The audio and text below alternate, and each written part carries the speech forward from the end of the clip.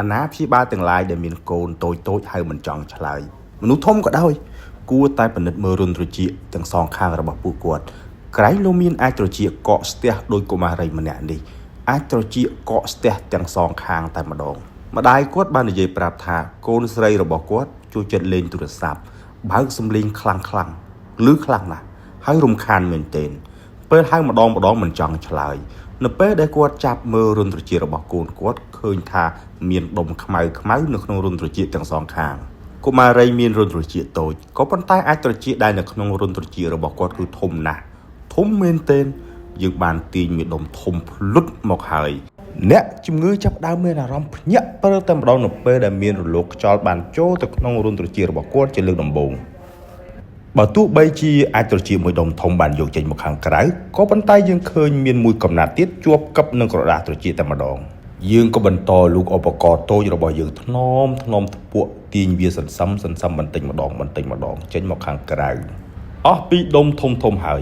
គ្រប់គ្នាក៏គិតថាប្រហែលជាអស់អាចត្រចៀកនៅក្នុងរុនត្រចៀករបស់គាត់ខាងឆ្វេងនេះហើយយើងក៏បានដាក់ម៉ាស៊ីនអង់ដូស្កូបដើម្បីធ្វើការតាមដានជាថ្មីនៅសល់ធំណាស់នៅទៀតអោកូនត្រចៀកតូចសោះហេតុអីក៏អាចត្រចៀកច្រើនម្ល៉េះម្ដងនេះយើងក៏បានបដូរមកប្រើឧបករណ៍ដ៏តូចរបស់យើងគឺឧបករណ៍បឺតជញ្ជក់វាក៏បានបឺតជញ្ជក់អាចត្រចៀកនោះចេញមកខាងក្រៅឥឡូវនេះយើងចាប់ផ្ដើមមើលជាថ្មីម្ដងទៀតឃើញថាក្រដាសត្រចៀកនៅល្អមានភ្លឺរលោងចាំងមិនមានការធ្លុះធ្លាយទេជាលីកានៅជុំវិញរុនត្រចៀកក៏មិនមានបញ្ហាអ្វីដែរត្រចៀកមកខាងនេះអ្នកជំងឺមានអារម្មណ៍ថាស្ដាប់ឮខ្ទាស់ខ្លាំងតែម្ដងដោយសារវាបានរាំងខ្ទប់រាប់ឆ្នាំទៅហើយប្រឡេកមកមើលត្រចៀកមកខាងទៀតយើងឃើញថាក៏មានអាចត្រចៀកកកស្ទះពេញនៅក្នុងរុនត្រចៀកដែរប៉ុន្តែសន្តានរបស់វាមិនកកក្តាំងខ្លាំងដូចខាងឆ្វេងនោះទេ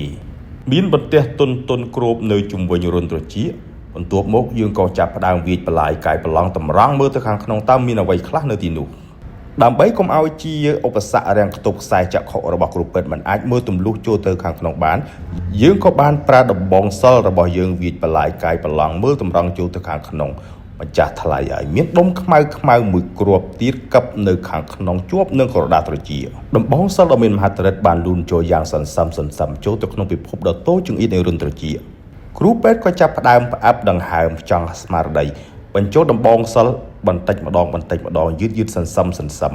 ព្យាយាមធ្វើយ៉ាងដូចម្ដេចមិនឲ្យប៉ះទង្គិចជាលីកាដែលនៅជុំវិញរុនត្រចៀក